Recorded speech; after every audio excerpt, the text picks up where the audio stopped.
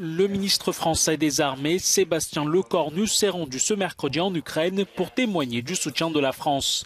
Il a été reçu à Kiev par le président Volodymyr Zelensky. Devant la presse, le ministre français a évoqué un fonds innovant de 200 millions d'euros qui permettra à l'Ukraine d'acheter directement du matériel auprès d'industriels français.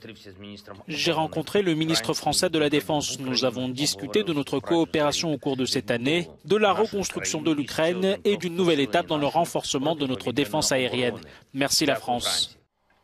Pendant ce temps, l'armée ukrainienne a accepté d'emmener des journalistes français dans l'est du pays assister au tir des canons César. Ces armes françaises sont surtout appréciées pour leur précision et leur mobilité.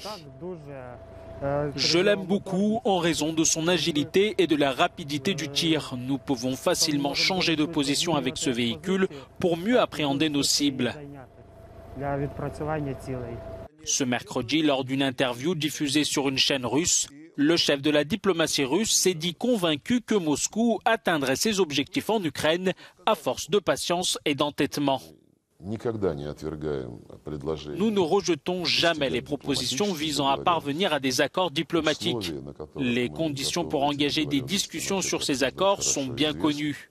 Une part inaliénable de ces conditions, c'est que les 4 régions appartiennent à la Fédération de Russie.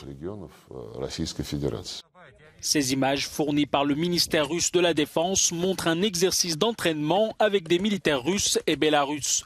Selon Kiev, il y aurait actuellement un groupe de 10 200 soldats russes au Bélarus voisin.